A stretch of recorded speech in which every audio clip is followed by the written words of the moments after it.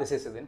എടാ ഞാനിന്ന് insta നോക്കിക്കൊണ്ടിരുന്നപ്പം randomly എനിക്ക് ഫീഡിൽ വന്ന ഒരു പോസ്റ്റായിരുന്നു. അതായത് തിയേറ്ററിൽ നിന്ന് പൊത്ത് ജീവനും കൂടെ ഓടുന്ന ഒരു കൂട്ടം ആൾക്കാർ, ആനിമേഷനാണ്. ഓക്കെ, സോ ആ ഒരു സ്റ്റില്ലിന് ക്യാപ്ഷൻ കൊടുത്തേക്കുന്നതെന്ന് വെച്ചാൽ 1 year ഓഫ് തഗ് ലൈഫ് എന്നായിരുന്നു.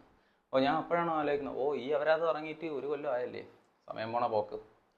സോ ഈ ഒരു പടം അല്ലെങ്കിൽ ഈ ഒരു അപരാധം തിയേറ്ററിൽ ക്ഷമയോടെ കണ്ടവരെ ഞാൻ ഈ സമയത്ത് വളരെ ദയാപൂർവ്വം ഞാൻ സ്മരിക്കുകയാണ്. കാരണം ഇത് ഞാൻ തിയേറ്ററിൽ കാണണമെന്ന് വിചാരിച്ചിരുന്ന ഒരു പടമാണ്. കാരണം വർഷങ്ങൾക്ക് ശേഷം ആ ഒരു ആക്ടർ ഡയറക്ടർ കോംബോയിൽ വരുന്ന പടമല്ലേ, അപ്പം വാനോളം പ്രതീക്ഷകളുണ്ടായിരുന്നു. സോ അതുപോലെ തന്നെ ഇതിൻ്റെ ആ ഒരു അനൗൺസ്മെൻറ്റ് വീഡിയോ ഒക്കെ അന്ന് ഭയങ്കര ഒരു ഓളം ഉണ്ടാക്കിയ ഒരു സാധനമായിരുന്നു. എനിക്കിപ്പോഴും ഓർമ്മയുണ്ട്. എൻ്റെ കുറേ ഫ്രണ്ട്സൊക്കെ സ്റ്റാറ്റസൊക്കെ ഇട്ടിട്ട് FDFS ലോക്ക്ഡ് എന്നൊക്കെ പറഞ്ഞുകൊണ്ട് ഡയലോഗൊക്കെ വാരി വലിച്ചിട്ടാണ്. അൺഫോർച്ചുനേറ്റ്ലി എനിക്ക് ആ സമയത്ത് എന്തോ ഒരു ആവശ്യം കാരണം, കാര്യം ഞാൻ ഓർക്കുന്നില്ല, എന്തോ ഒരു ആവശ്യം കാരണം എനിക്കത് പോകാൻ പറ്റിയില്ല. അങ്ങനെ ഈ പറഞ്ഞതുപോലെ എൻ്റെ ഫ്രണ്ട്സൊക്കെ പോയി കണ്ടു, കുറേ പേര് സ്റ്റാറ്റസ് ഇട്ടു. അപ്പോൾ ഞാൻ ഫസ്റ്റ് ഹാഫ് കഴിഞ്ഞപ്പോഴേ ഞാൻ ചോദിച്ചു ഈ പറഞ്ഞതുപോലെ എങ്ങനെയുണ്ട്.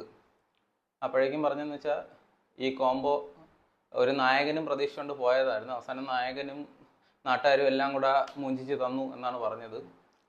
അങ്ങനെ സെക്കൻഡ് ഹാഫ് എല്ലാം കൂടെ മൊത്തത്തിൽ സെക്കൻഡ് ഹാഫും എല്ലാം കൂടെ മൊത്തത്തിൽ അടിച്ച് തന്നു എന്നുള്ളത് അറിഞ്ഞു.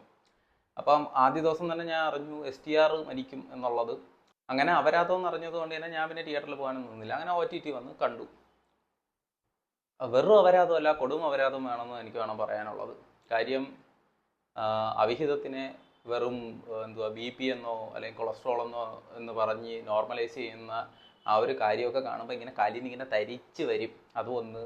പിന്നെ അണ്ണൻ പെരിയ ഡോണാണ് കൂടെ നിന്ന് എല്ലാവരും കൂടെ അണ്ണന് ആപ്പടിച്ചു കൊടുത്ത് ഡോണായിരുന്ന അണ്ണൻ തിരിച്ച് ജാക്കി ചാൻ മറ്റേ ആനിമേറ്റഡ് സീരീസിലെ അപ്പൂപ്പനായിട്ട് പോസ് അടിച്ച് വന്ന് എത്ര കൊന്നാലും എന്തിന് കല്ലിലരച്ചാലും ചാവാത്ത ലെവലിൽ തിരിച്ചു വന്ന് അണ്ണൻ്റെ ഓരോ മാരക പോസുകൾ, അതൊക്കെ ഞാൻ ഈ നിമിഷം ഓർക്കുകയാണ്. പോരാത്തതിന് ജയിലടക്കമുള്ള അണ്ണൻ്റെ അവിഹിത കുൽസിത വേളകളിലേക്ക് ഒരു നായികയായിട്ട് ആലോചിക്കണം.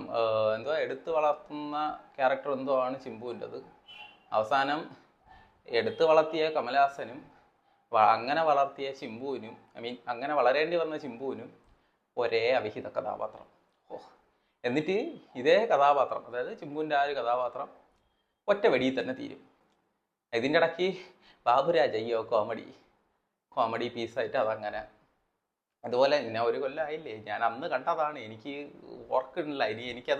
ഇതിങ്ങനെ ഒരു പോസ്റ്റ് കണ്ടോണ്ട് എനിക്ക് സംസാരിക്കണം തോന്നി, അങ്ങനെ ഞാൻ ഇട്ടതാണ്. അല്ലെങ്കിൽ എനിക്ക് ആ പടം ഇനി രണ്ടാമതൊന്ന് കാണുന്നത് പോലും എനിക്ക് ആലോചിക്കാൻ വയ്യ. അങ്ങനെ എന്തിനോ വേണ്ടി തിളച്ച ഒരപരാധമാണ്. അപ്പോൾ ഒരിക്കൽ കൂടെ ഈ പടം തിയേറ്ററിൽ കണ്ടവരെ ഞാൻ സ്മരിച്ചെന്ന് പറഞ്ഞുകൊണ്ട് ഞാൻ നിർത്തുകയാണ്. കുറേയൊക്കെ വിട്ടിട്ടുണ്ട്, കാരണം ഇത് റിവ്യൂ ഒന്നും അല്ലല്ലോ.